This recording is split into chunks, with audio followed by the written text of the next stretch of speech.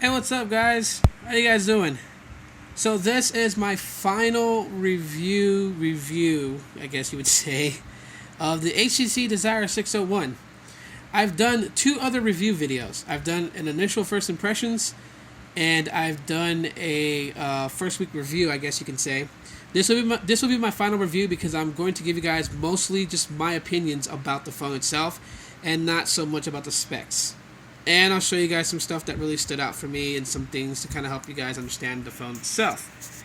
In case you're planning on picking up this device, it's been out for quite a while now. It's been out since last year, but it's still catching on with a lot of people. So, okay, so first off, we all know that the phone is a 4.5-inch QHD display. We all know that. Now, getting rid of the whole specs, let's just talk about how it looks. The screen looks absolutely wonderful. um, with low lighting or high lighting or whatever, I just feel like the colors are not like super washed out. They're not oversaturated, over concentrated. To me, I think that it feels a little bit more natural. Like right here, I have this Marvel universe wallpaper, and the characters to me seem like as it would look like as if like when you opened a fresh brand new comic book, that's what they would look like in the comic book. I don't think that that the screen itself like over brightens the reds and or darkens too much on the blacks or the blues or whatever. Like I think it just really keeps to a more natural, and that's what I like about the screen. Now, when you first get the device, the blink feed is your home screen. So every time you would tap the home button, it'll go straight to your blink feed. But if I tap my home button, it goes back to the actual first page, and then I choose whether I want to go to my blink feed or not. And how you would actually do that is, for those who don't know, you go to settings, go to personalize, customize your home screen, and from right here you would long press, and right up here on the top it says on the left it has that home icon right here, and I'll say set as home screen, and you just drag your screen that you want to be your home screen to it, and there it is. That's how you pretty much change your home screen. A couple of things that I do like. The messaging app I think is like wonderful. I guess I can't go into it because I have like numbers and stuff that I don't want you guys to see. But it's pretty much wonderful. Now, I'll be honest. I haven't. This device has not been rooted yet. There is a root method. I've known about that for about a month now. I've been strongly debating whether I want to root this phone or not, and it's just because the phone works wonderfully for me. Where there's not really, I don't really see a reason to root it, and I really, for the first time, don't see a reason to install any other operating system on this phone but what is currently running. Yes, it's Sense 5, and some people like UIs, some don't. Some like pure vanilla Android, some don't. But I have other devices in my house. Like this device that I'm shooting this video with is my Evo 3D, and it's running KitKat, and it has pure vanilla stock Android on it. So, and if I want to use something that is pure vanilla stock Android, per se, I can just always swap phones on my Virginmobile account, and presto, I'm using it. Do I think that CyanogenMod would run great on this phone? I think it would. It would definitely run good. But just for me, I don't really see a reason of installing it on there. But I will root and do custom ROMs once I start seeing more development for this phone. That's when I will do it.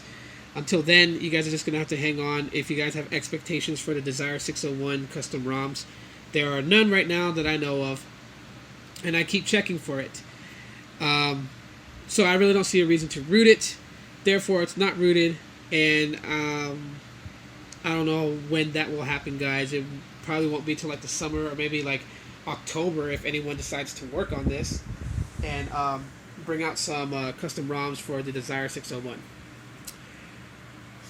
Now, for those who actually decide to find out the root method and you root this device, let me be the first to tell you that there is there's a feature in this stock ROM itself. So even if you root the device, you're not going to want to try and delete any of the bloatware.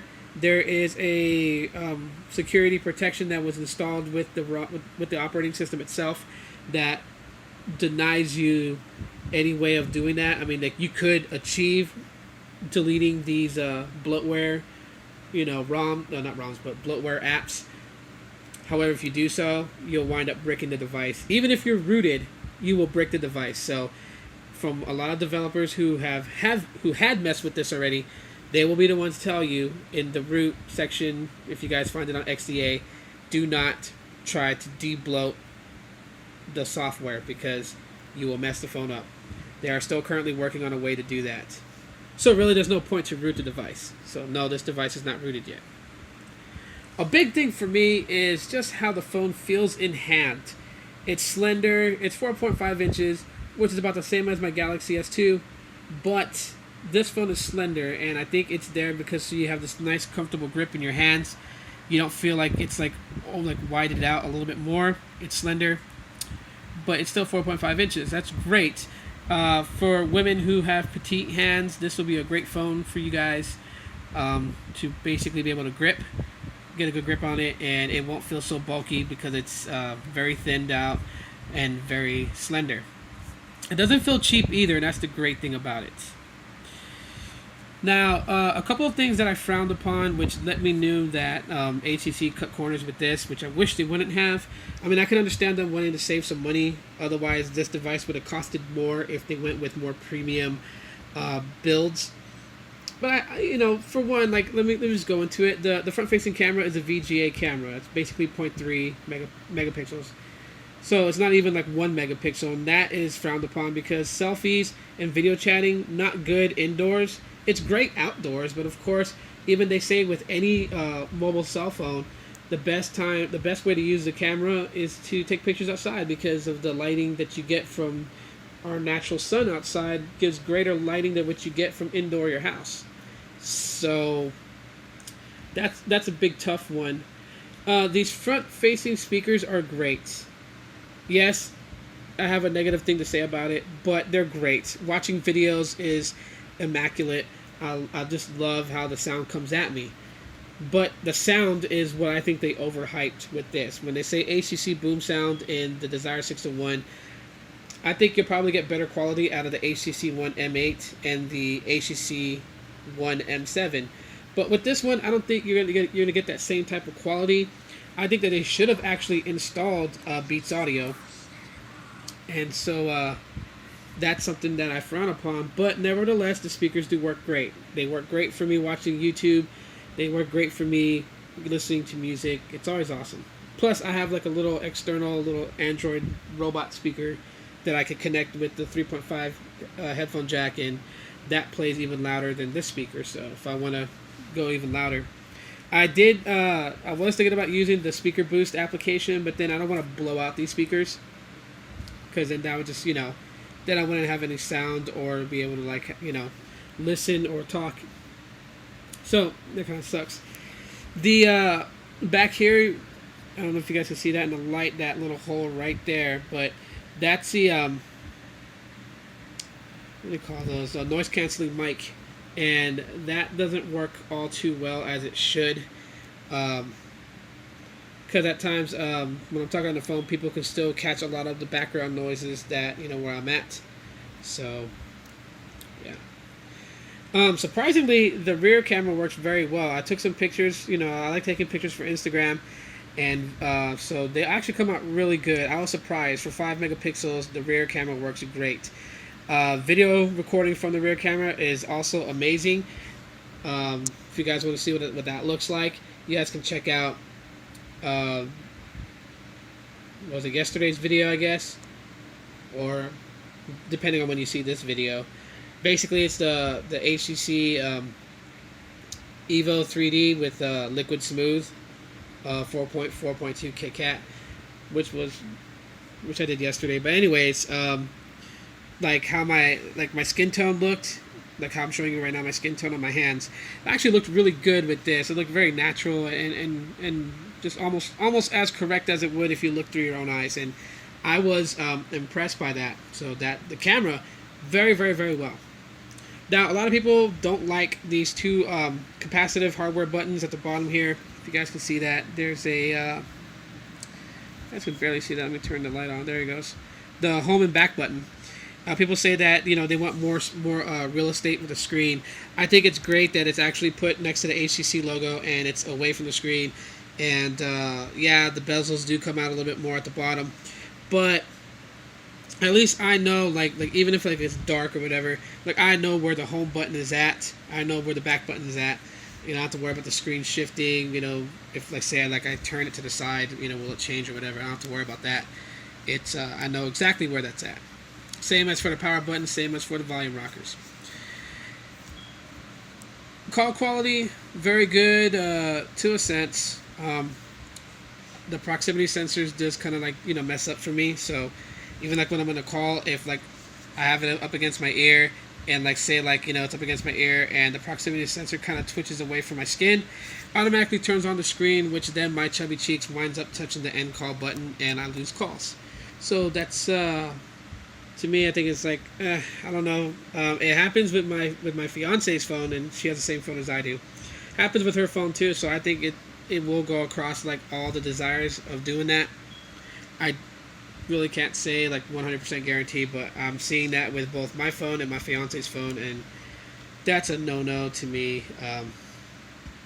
Some people say that this plastic backing is a downer. I don't really think so. I think it's great, and I don't mind that they have the HTC logo right there. Some people are complaining about that. That's not a complaint for me. I think it's nice. It let people know, you know, that I have an HTC device, and so yeah. The UI itself is great. I've never really been like a super huge fan of UIs. I've tolerated TouchWiz just because TouchWiz does have some good features.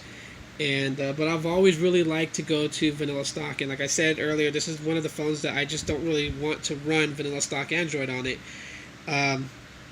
Sense UI is actually really good. Sense 5 is really good for me. Once the KitKat update comes out, we'll have Sense 5.5. But yeah, I mean everything just works really good. And I like that. The camera's also really good on it too. I kind of like the way how the camera performs and everything, so that's always great. And then of course you have the HTC Zoe mode or Zoe mode, however it's pronounced. Which there you go, and there it is. So we have that mode in our camera, really awesome. And then of course, you know, you have your quick settings. I like that too. Generally, for this phone, just to end this video, I give it basically, you know, most people give it about a 4.5 out of 5. I'm going to give this phone a straight 5. 5 being the highest rating you can give. I'm going to give it to this phone, and the reason why is I'm just having a great, wonderful time with the device. I think it runs great. It does what it's supposed to do. At times where I'm afraid that it's going to lag, it doesn't. I have nearly like filled the capacity of internal storage with this device, and it hasn't lagged for me. So, and to me, this is the reason why I chose this device, a step up of not really choosing to buy a Moto G from Boost Mobile, which a lot of people, I get that question a lot. Why didn't you get the Moto G? The Moto G, you can change the backings, color, you can do this and that. What the 3 things that the Moto G didn't do for me that I needed was it didn't have 4G LTE, it was using 3G, and it sucked because the GSM version of the Moto G, you could actually get HSPA Plus, which is T-Mobile's old version of 4G to them. But on Boost, which is Sprint, you can't go that route because it's CDMA, so you're stuck on its 3G. And it only had 8 gigs of internal storage, which of course, okay, yeah, this one had 8 gigs of internal storage too, but this has expandable memory. I have another 8 gigabyte SD card in there, whereas the Moto G, you would have to get like a flash drive and constantly connect it with one of those flash drives that connects to the micro USB port to transfer data back and forth. And it'll just look stupid to like, you know, say, oh, okay, I gotta take a picture, let me connect my flash drive to my Moto G and snap a photo because my internal storage is already sapped and used. So that's another thing frowned upon about the Moto G is no internal storage. Well, the internal storage is 8 gigs only. I'm sorry about that. I'm getting like lost here. Internal storage is 8 gigs only with no expandable memory, so that sucks. And then another thing is no removable battery. I'm getting tongue-tied over my words. No removable battery on the Moto G. Got to, because like I'm the type that likes to be juiced up all the time. Battery life on this device is really good. I get 18 hours on heavy use, but I like having an extra battery in case if like I'm going somewhere and I forget my charger, I have another battery. So after getting 18 hours of use, say I go to Tucson on business, you know, for that day, and I forget my battery and I'm going to be there overnight, I don't have to worry because I have a battery for the next day and I'm good. So that's great. Battery life is really awesome, and that's a 5 there too. So anyways, guys, this ends my final review of the HTC Desire 601. There will be one more review that I'm going to do on this phone, but that is when the KitKat update with 4.4.2 with Sense 5.5 is pushed out to this phone OTA. Once I have that installed, I will do a review of how the operating system is for that. But right now, this is still on 4.2.2 Jelly Bean. Thanks for watching this video, you guys. As always, I much appreciate all my new subscribers. And if you like this review, go ahead and give me a thumbs up because it really helps me out. If this is your first time watching any of my videos on YouTube, please hit that subscribe button and you know, you'll get much blessings from me to you. And yeah, thank you for watching this video. You guys have a great day or night, week. Adios.